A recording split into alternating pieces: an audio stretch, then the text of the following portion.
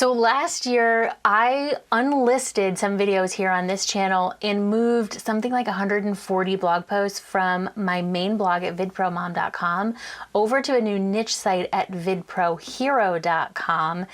And I did that because over the last 2 or 3 years or so, I've been pivoting this YouTube channel. And I have some hard-learned lessons that I really want to share with you. If you have a channel that you're thinking about pivoting or wondering if you should just start a new one, or if you've been wondering why I don't create GoPro content anymore. So when I started this blog and YouTube channel back in 2014, 2015, my intention was to create videos and content around how to create videos like with your iPhone, with your DSLR, perhaps with your GoPro, for like family vacations, family memories, you know, how to edit videos as a hobby. And even though I always intended to branch out to talk about iPhone and DSLR video creation, you know, as a hobby, it was really the GoPro topics that I could see that, you know, keywords wise and competition wise, were really going to be the most viable. People watched the videos, they commented, they subscribed, they wanted more. I obliged, because that's how you grow a YouTube channel. It's the spiderweb effect that I teach inside of the Video Pursuit Society.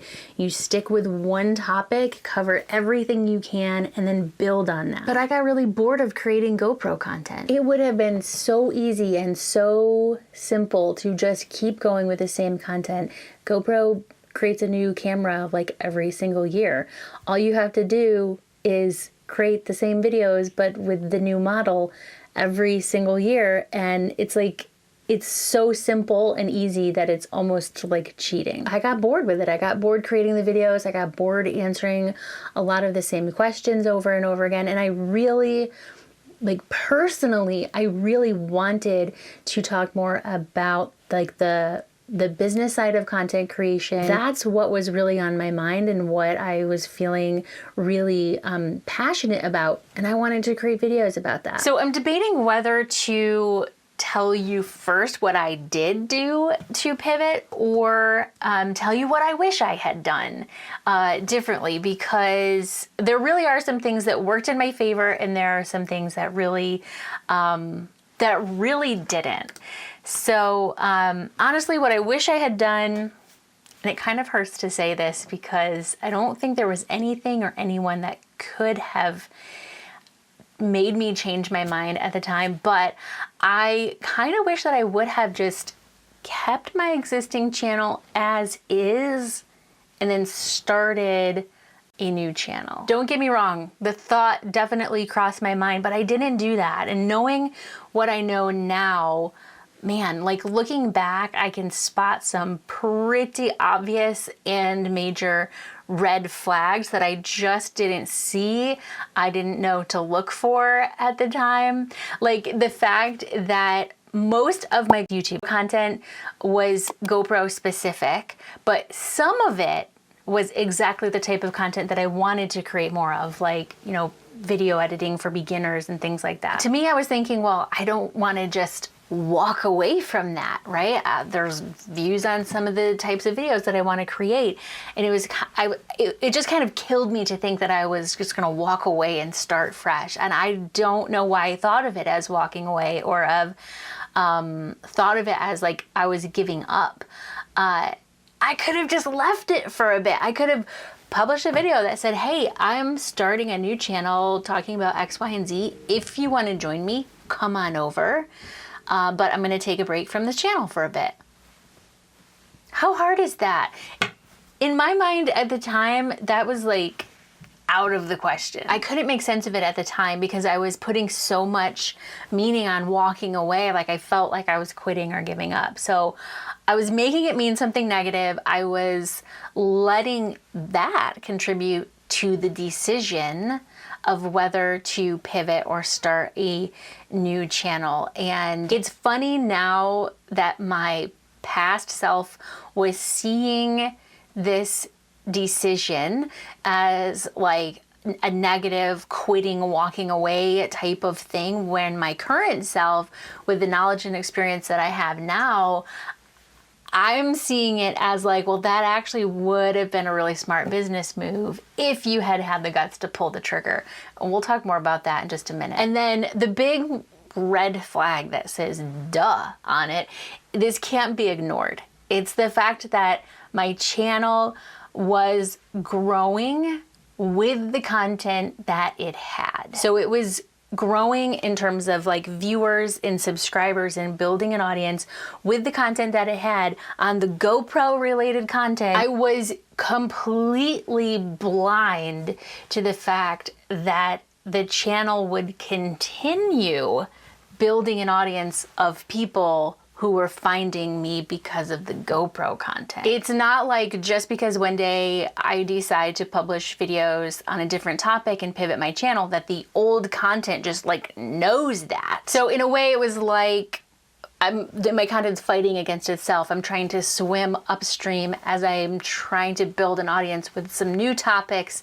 I'm still getting audience on the old topic. You might be wondering, what's the big deal? So right? But the people finding me from my old content, the GoPro content, are not going to be interested in my new content. Why didn't I see that? So what did work? What did I do right? Well, first of all, I made some of my GoPro related content and some other content unlisted, and some of it I just turned the comments off. And I mean some of the videos that I saw that were bringing in viewers that just they weren't the audience that I wanted on my channel. And the way that I knew that was mainly from the comments that I was getting on the videos. So with all of the ones that I either unlisted or turned the comments off on, I looked at the analytics of them. I looked to see whether are they bringing in subscribers? Are they bringing in revenue? Like, what are they doing on my channel? And I found the ones that were just not aligned with the content I wanted to create, and bringing in comments that I knew this isn't the audience that I want to attract. And I knew that they weren't contributing to the growth in terms of subscribers or in terms of revenue, but they were still driving views, right? And I wanted to make that stop. So for example, here I have this video on why Facebook videos are bad or blurry. There's a lot of views, but the comments or just mainly people complaining that my video didn't help solve the problem, that they just didn't like Facebook. You know, there was a lot of like, Facebook sucks, blah, blah, blah. And you're not wrong, but I just didn't want to see those comments anymore. And that's the topic, the viewer is not what I'm building my channel around. So I didn't just delete it from my channel. That video has over 300,000 views on it. If I'm linking to it on my blog, which I did, you know, with an old blog post, if other people, other websites link to it, it doesn't go to nowhere. The content's still there, but it's not showing up as a search result, so therefore it's not driving traffic to my channel. There were some GoPro related videos that did have a lot of negative comments, probably because the video itself just wasn't that great, like it wasn't that valuable. I didn't teach like what they wanted to know. I didn't explain things in a way that made sense, and people will let you know in the comments. And you can learn from that and you can move on, but you can shut the comments off so you don't have to read them anymore. Some of the videos that I did this to, turning the comments off or unlisting, were videos that showed up in my top 10 highest performing videos in that time, which leads to the second thing I did right, and that is in how I figured out what to create on my channel. Listen, if you found my channel because of a GoPro related video I did and you're still here, I love that. But I didn't want to attract more GoPro people who were going to expect more GoPro related content from me, right? It's not that I don't want GoPro people on my channel. Looking at my top 10 videos for like a certain time frame, like the past 90 days, I could see that I had a couple like maybe one that wasn't GoPro related. I think it was, iMovie export settings.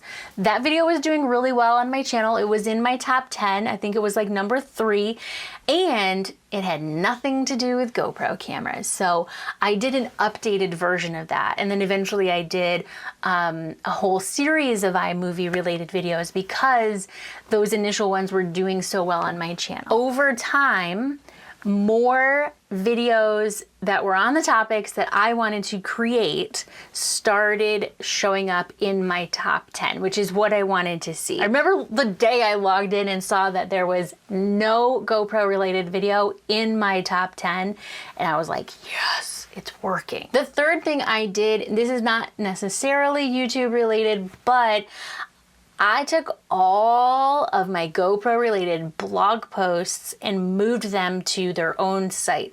I actually had my assistant do this. Elijah did this. It took him a few months, little by little, moved things over. So there's very little or possibly no GoPro related content on vidpromom.com anymore. It's all on vidprohero.com. And so what I did was I started that as its own niche site, moved that content over, redirected everything so that I'm not losing traffic. I am kind of losing traffic, but I'm siphoning it over to the new site. And then we created a handful of new posts, and we'll continue to create new posts. So the new site is generating traffic because of the redirects, but it's now picking up its own steam and generating its own traffic, which is really exciting. I think we're up to like almost maybe like 10,000 page views a month or something. It's exciting. It's exciting. I'll talk more about why in just a minute. So I mentioned that knowing what I know now, I think it would have been a smart decision to start over with a new channel and just let my existing channel be the way that it was, or let it take a break and then come back to it.